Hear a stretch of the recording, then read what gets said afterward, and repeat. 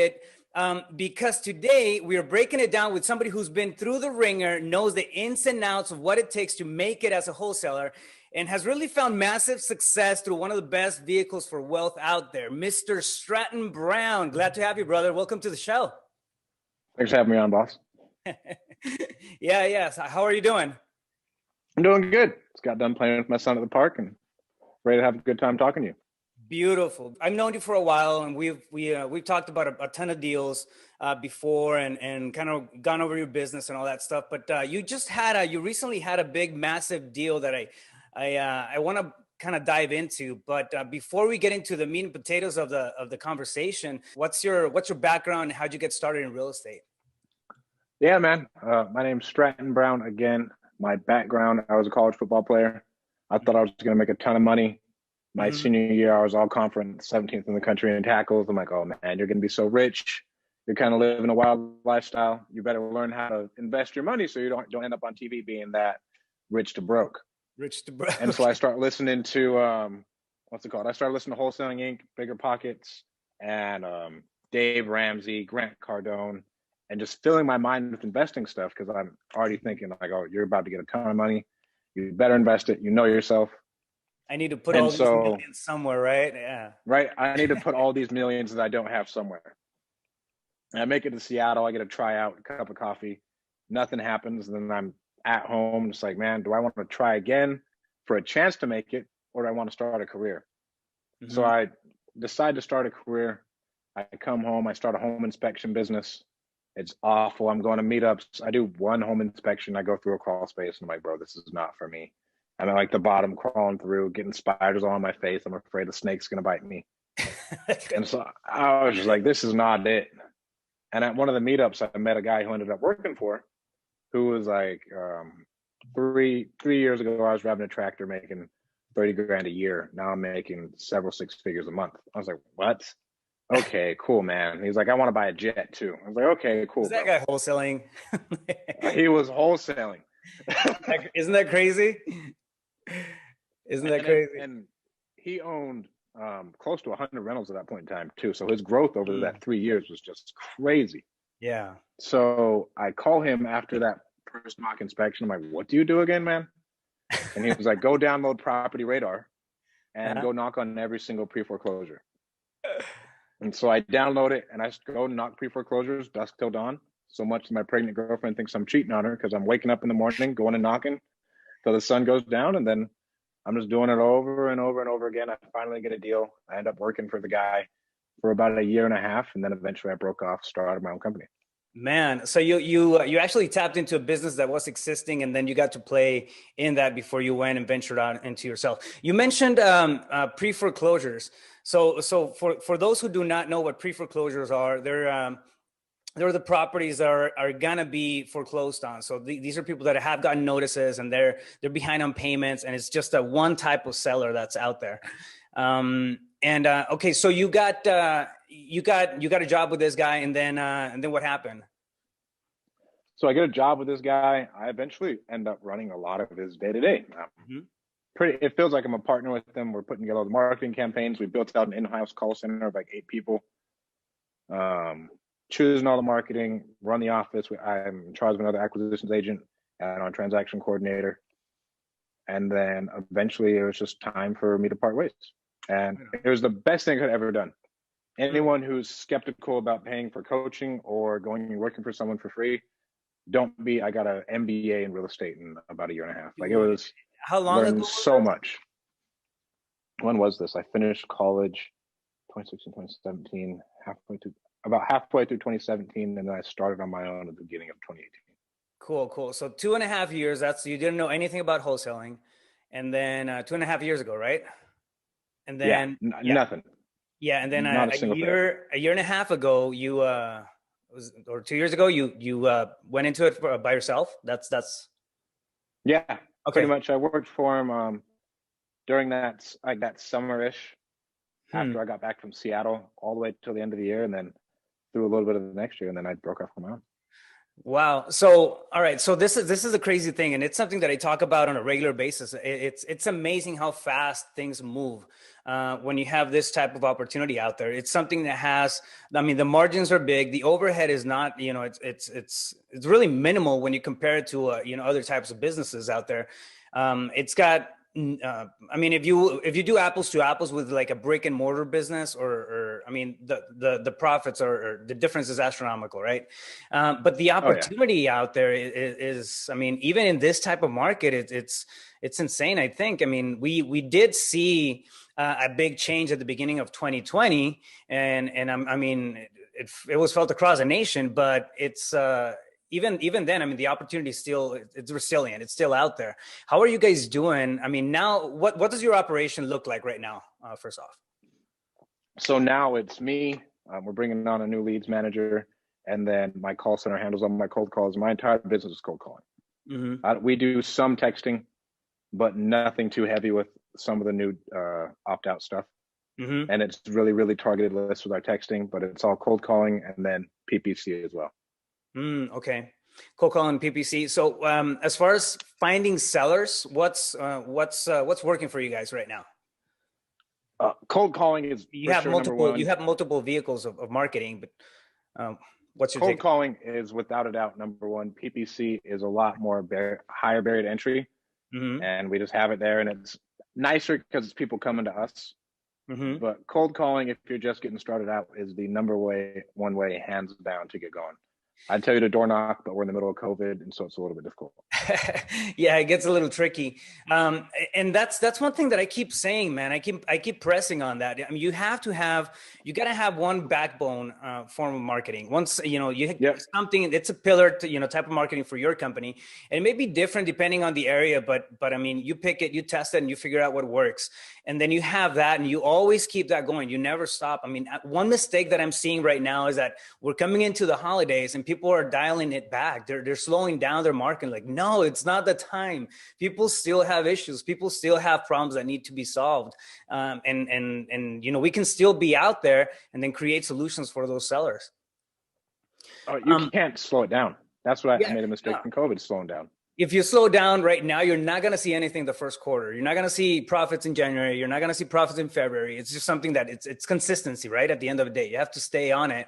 And it's okay, for example, to test out different methods of marketing, but you got to have that one. I mean, in your case, it's cold calling. In my case, it's cold calling. I actually have two that I don't have, that I don't slow down from, which is cold calling and SMS. But yeah, I mean, I totally agree. It's in this case, when you have something like this, I mean, you just have to go, consistent on it. So right now, I mean, it sounds like you have a pretty lean team. What are your highest revenue generating activities in your business? Talking to sellers. Talking to sellers. Wow. Talking to qualified sellers. Yeah. Yeah. Mind blown. And I mean that in a good way, man. It's so easy to get around that because it's one of those things that kind of creates the fear of the rejection. But you have to talk. If you can't talk to sellers, I mean, it's not gonna work. Nothing's gonna work. The market is not gonna work. The system's not gonna work. The logo, the website, all that stuff is not gonna matter. It's actually the simplest. If you look at it, I mean, you don't need anything other than a phone and a list. But it's so essential, man. How's your guys' follow up? Is that something that plays a big part into it, or do you guys usually lock on the first? Everything comes from follow up. Everything comes from follow up. The biggest mistake people make is not marketing consistently and then not following up. I'd say most of our deals come from at least 3 to 6 months. A lot of our deals come from a year to where you're just following up with them. Maybe they didn't like the offer, the market goes up, and they just like, this is the number I wanted. And so you give them the number they wanted and it works out. You just never know.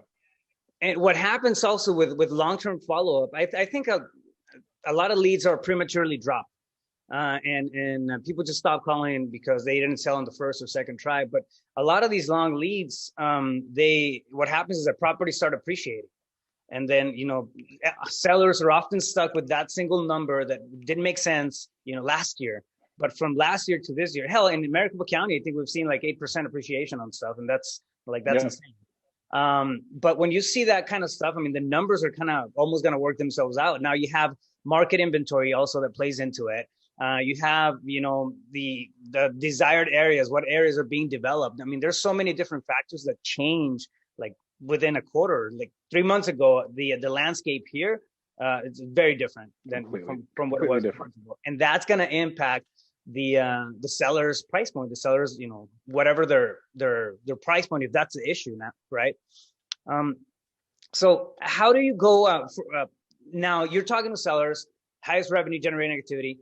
How do you go about like digging deeper into the conversations? Because we all know, I mean, as you start doing deals, we start finding out that it's not always about the money, right? It's never about the money. Tell me about that. A lot of times, if someone's going to shop you, you're never going to win. I'll tell you that right now. That's how I personally feel. I love it. Unless you're someone who has just an insane buyer's list, you can lock them up and then you can make some marginal money. But generally, the small deals where you're putting in a ton of effort are the biggest headache, and it's not really worth your time. And so you just got to follow up, and then that long follow-up builds rapport. And then if you can get that rapport, talk to them longer, and it's just you and them. Generally, again, people fall off. Like people drop it, and then it's just you and them trying to put something together. What's your qualification process? I agree with you. You said something very important. I think the smaller margin deals. We're not trying to convince anybody to sell. I think it's the worst thing that you can do. Try to convince somebody to sell, right? Because if they don't have a problem and you're making them think they have a problem, so you can get a property. I mean, that's one, unethical. It's not right. And then two, you're going to end up with a big problem in your hands, as you go through a transaction. So yes. And often the smaller deals give you the biggest headaches. How do you process that? How do you screen what's a deal, what's not a deal? Like from the TTP master from Wholesaling Inc., we go price, timeline, property condition, and motivation. For me, motivation is number one. And then price is a big deal, but some people just throw out a price. Yeah. That's not as big of a deal. But if they have a legitimate reason for selling, then that counts as a lead for us. And then property condition, if anyone says anything besides excellent, that counts for us, right? Because sellers are always lying to you, saying it's excellent, it's excellent, it's excellent. Oh, it's brand new, remodeled. We just anyone says it's fair, 1982. Yeah. Right, in 1982. If someone says it's fair, it's at least in the condition you want a wholesale deal to be in. Right. And so and then price, timeline, and then timeline. I want someone to sell within 90 days. If it's outside of 90 days, then we kind of push it off. Do you push it off, or do you recycle it and then just put it on a further for follow up down the road? What do you do? They'll just keep getting called, and for our callers, they'll just keep getting called. If it comes in through anything else, we'll just follow up month to month. But as we're qualifying them there, we may be like, hey, it doesn't even sound like you're ready to sell right now. I'm like, oh yeah, I'm really not, honestly. And if you're just real with them and like, are you even interested in selling right now? It doesn't sound like it's something you're considering. Those be like, no, honestly, I'd like to wait a few months.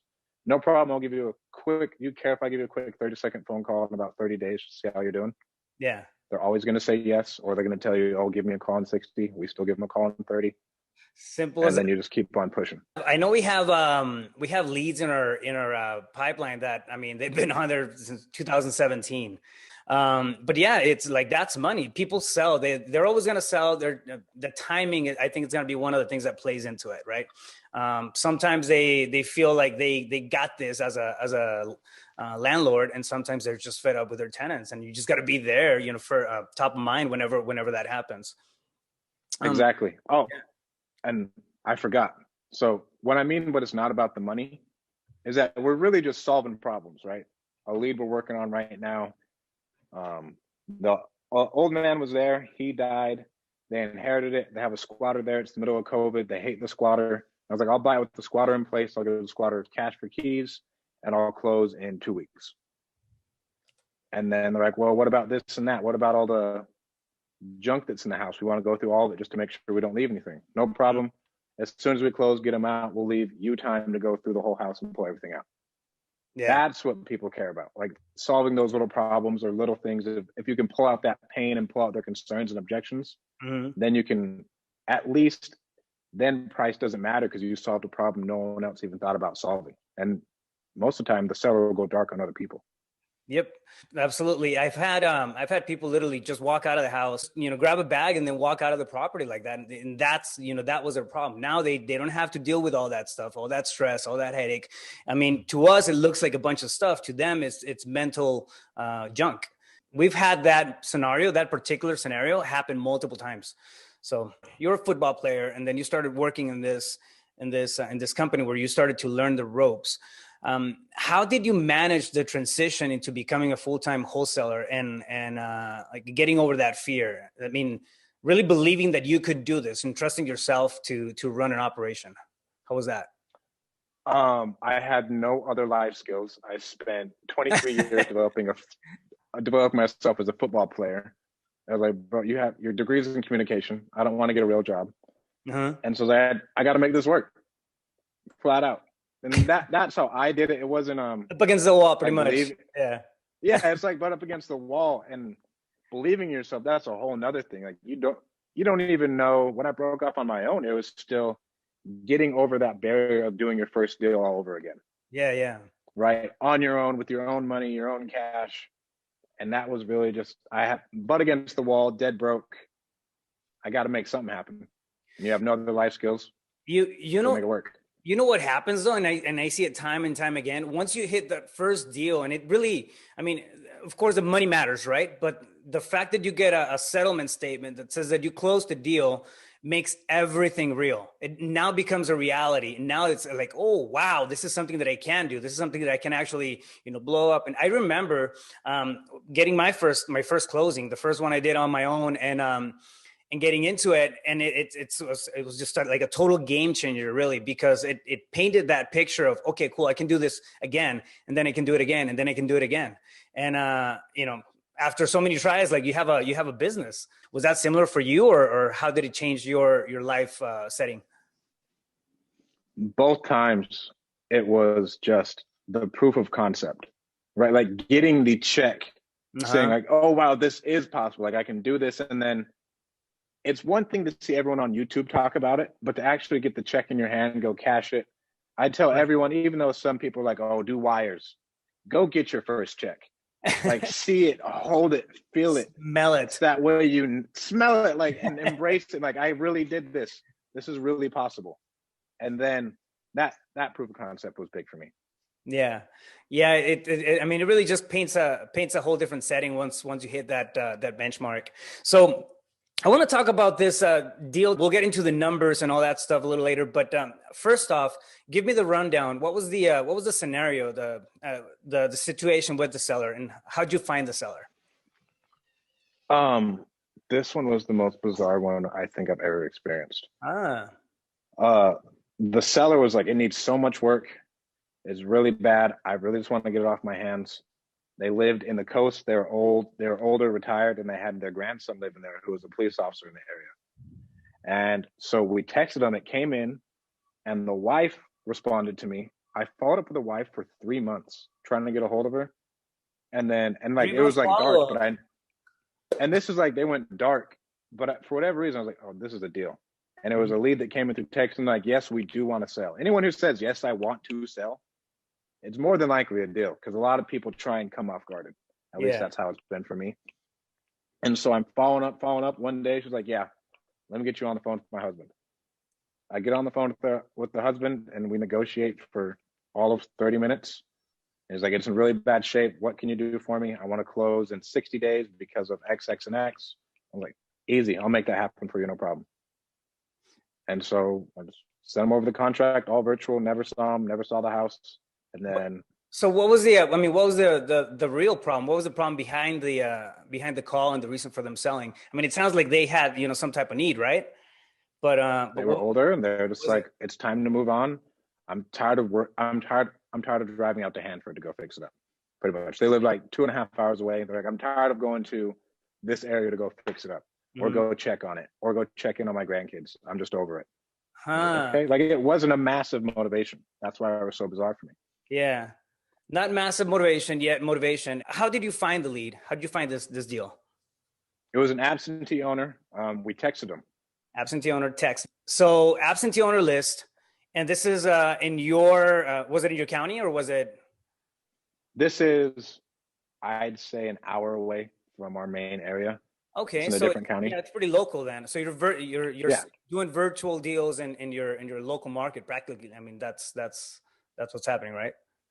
Yeah. All my biggest deals have come from virtually. Mm-hmm. Let's say generally the owner's out of the area Wow. anyways. And so you do it all over the phone. Mm-hmm. So And that's at least sellers how out of it's the been for me. area. Or what's your so you're saying are you always hitting the absentee owner list, or what do you do with it? What's Always, yeah. always. That Hmm. is going to be, I don't know about you, but that's our staple.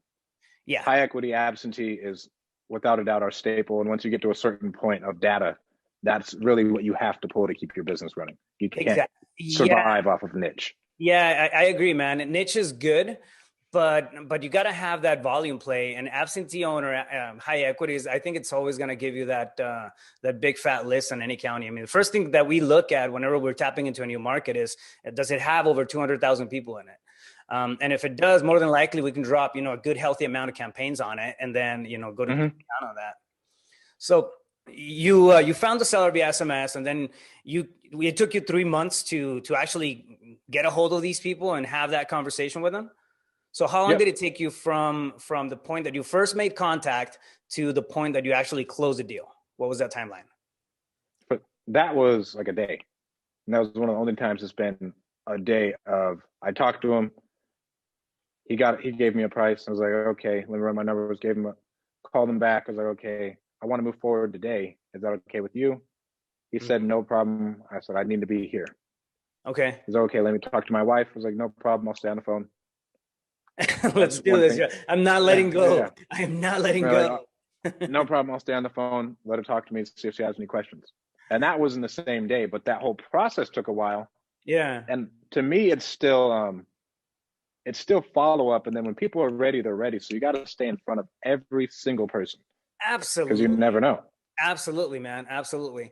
How long or how many follow-ups did you have to do during that 3 month period?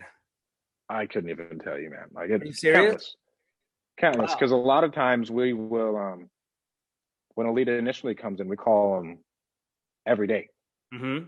sometimes a couple times a day until they pick up the phone, especially with cold call leads, because cold calling is a lot of timing. You never know when you're going to get a hold of them. Texting's the same I, way. They may engage with you, but you got to get a hold of them. You're I paying remember. money for these leads. Yeah, I remember when we first started working on your systems and all that stuff. I mean, you mentioned the seven. What was it? What do you call it? The 7 days Oh, of. bro. The 7 days of hell, we call anyone who comes in 3 times a day. Like I didn't want to throw it out there, but like we like bombard them. And they get texts if they don't answer because like we called you, you said you're interested. Let's hop on Yeah, the phone and talk about it. Because if you don't do that, there are other people who are calling them anyways, who are yeah. bombarding them. So you want to at least be there. Yeah, after that first call, I think like you almost become like the needy boyfriend or needy girlfriend. Yeah, but I remember you mentioning that when we were setting up your system, and I was like, wow, that's heavy. But you're gonna lose deals uh, by not following up. I mean, I'd rather lose a deal because of too much follow up than lose Right. deals because I didn't follow up enough. Yeah. Like especially in your market where it's really competitive, and I know some people do that. In Mhm. my market, I have a dude who without a doubt does it. I've called his letters just to see what happens. And then I get bombarded, right? And so I don't want someone to come in and catch them. And so we'll send off texts. We want to at least get some engagement. As Yeah. soon as we get engagement, we'll call it off. But at the beginning, we got to get a hold of them. Yeah. Yeah, man, that's crazy. I like it though. I mean, again, you have to be just on it. You have to be tenacious about things. So once you had that conversation with the seller wanted you. I mean, he had this big headache. He just didn't want to take care of that property anymore. He was traveling 2.5 hours to handle his stuff, and he was done with that. How did you structure the deal? What did it look like? So one of his biggest concerns again was I Mhm. want to make sure my grandson has time to move out and find a Mhm. new place. He's like, I want to do a 60-day escrow. I was like, no problem. We'll do a 60-day escrow. We'll still pay in cash, no inspections, no contingencies. Mhm. And that was his biggest thing. And that's the only way we structured it. It was just cash to the close of escrow, 60-day escrow, 60 days, 60, or what? 60. Okay, cool. And how did you manage the dispo on it? How did you sell the contract on this? Did you close Through on my it? meetup. No, I signed it. Oh, okay. I So have a meetup here in California, gotcha. Fresno Wholesalers, and Hmm. then we have like 700 members where it's buyers and everything else. And so Yeah. generally, if I know it's going to be a deal, we'll send it out to there Hmm. and got bites right away. Man, the power of the network, it's so incredible what it does. I was on a mastermind this morning, and I mean just the stuff that you keep learning even from the same guys on a regular Right? basis. I mean, you just can't ignore it. Everybody elevates at the same time. I mean, that's really what happens. So you sent it out to your internal network, and then so at this point you had the contract in place. Yep. So you assigned that contract, and then they just took it down and closed it from there. Yep. They just closed it from there. We asked for proof of funds. Hmm. We get a $2,500 to $5,000 EMD, Okay. depending on our relationship with the person. Okay. And So then tell me a little bit about the negotiation process when you were talking to the seller. I mean, it sounds like everything was relatively fast, and the magic of this whole thing was really in the follow up. yeah, Was there any hiccups during the negotiation, or anything that you would have done better or different throughout the deal? you can always price anchor lower, honestly. And it's something I Uh, struggle with. I think you can always price anchor lower. yeah, At least find a way to throw out some random number. bro. If you're not clinching when you're dropping that anchor, I mean, Right. And like you just feel like you feel so rude. And you're like, man, they're going to laugh me off the phone or they're going to cuss me out. And you don't want to lose the deal, right? Because you don't yeah. want to price income too low. Like, oh, quit wasting my time, blah, blah, blah, blah, blah. But you got it. It is never too, you always want to price anchor pretty low. Well, what it is, I think the fear behind the low anchor is that you're thinking, as the person presenting the offer, you're thinking, okay, that's really what I need for the deal. But it's a conversation piece. It's an anchor. It's literally what it is. So if you see it as that, it's just kind of like dropping a ball on the playground and see if somebody wants to play with it. It's that's what the Yeah. price. It's an art. It's an art to drop it the right way and like kind of laugh it off or Yeah. something else, or you just say something and then don't say another word and wait for them to say something. Yeah, yeah. So it's, I mean, it's pretty interesting though, the way that works when you do it right, when you're able to just navigate the conversation, and then you're able to drop that low anchor, which is very, very important. If you don't drop that, I mean, if obviously you want to drop the anchor if they don't give you a number first, right? The key thing is to try and get a number Always. out of the seller, or figure out where their mindset is at in terms of pricing, Yep. and where they're at with at the sale. But if that doesn't happen, then you just anchor low, and all it is, it's a starting point for that conversation. It's not really gonna, I mean, I don't think it's ever killed my negotiation really, because you drop the anchor, and if it doesn't work, I mean, you come back real quick, and then, okay, well, let's figure something out that works for the both of us. We can't pay that much because it's too high and it's not retail, and that's not what we do. And obviously you can take that low. So where are we at? What is it going to take to get this deal done? Right. Finding that middle ground. Exactly. And again, like the better the conversation is, the more you're gonna dig into it, and you're gonna find out what the real problem is. Like you said, man, a lot of times it's not about the price, it's about some alternate solution that you can provide for them. I mean, we've had it where they just don't want to have the difficult conversations with their tenants. They don't want to do repairs on the property. They just want to walk out, and we come in and solve that problem. So yeah. So Exactly. And he wanted to sell as is.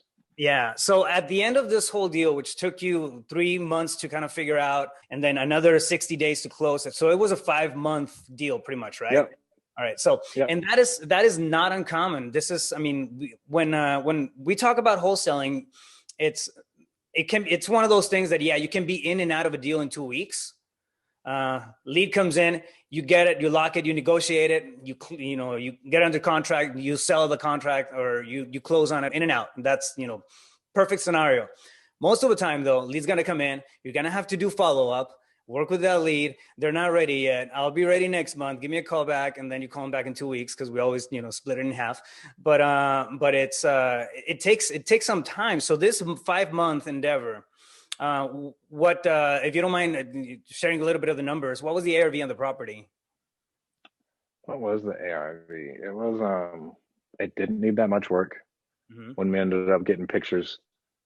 The ARV was, I want to say 270, and we got it at 130.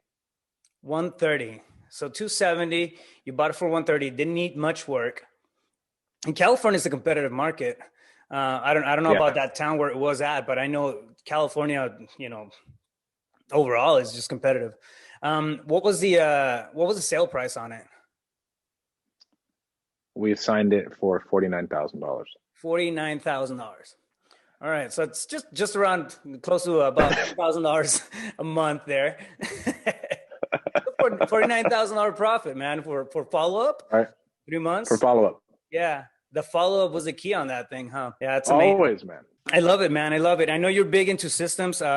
Somebody who's aspiring to be a wholesaler or coming or new into wholesaling, what are the top 3 things that they should be focusing on? Number 1, you got to talk to sellers. Don't make your, I'm not giving out legal advice, but your LLC doesn't matter. Your website doesn't matter. Your logo doesn't matter. If no one knows you want to buy their house at a discount, then you're not doing anything right. Yeah. People got to know you at least want to buy their house at a discount. You got to have those conversations. Got to have those conversations. Number 2 is a CRM. Just use Podio, because eventually you're going to end up in Podio. It's free. You can get a free real estate investor pack on Podio. That way you can house the people you're trying to buy houses from. And you can have it in an organized way to know when to follow up with people. With me, I'm not super organized. My CRM saves my life. And then number 3, hear that. and I use CEO Pulse too. It's amazing. And number 3, I would say, get a dialer and start cold calling. If you say I can't afford it, I had to donate blood when I first began and go sell everything I had just to afford a dialer. So wow. You get blood out of your body to get your business. That's hardcore, bro. I did not know that about you. That's newfound respect. Newfound respect. I won't go into it, but like when I left the investor, man, I was dead broke, like eating bananas and rice. I had to sell everything I had to pay rent, because again, like I know the amount of money it goes into marketing, right? And driving for dollars will only get you so far. Yeah. It's a great kickstart. Donate plasma. Yeah. Wow. So do whatever you got to do to get things rolling, right? And focus on those 3 things. I love it, man. Exactly. I love it. No, well, thank you very much, man. I appreciate you sitting down with us and then sharing your journey so far. So, guys, thanks for listening. There has been no better time than now to kickstart your wholesaling career. So if you're ready to take advantage of the best opportunity out there to create wealth, and you want to cut the learning curve and you want to do it fast, scroll down and head over to wholesalinginc.com. Again, that's wholesalinginc.com, and schedule a call with our team. Have a conversation. If it works for you, you might get an invitation to become a tribe member. And I look forward to working with you personally. So thanks for being on board, man. I appreciate you. Of course, man. Thank you so much.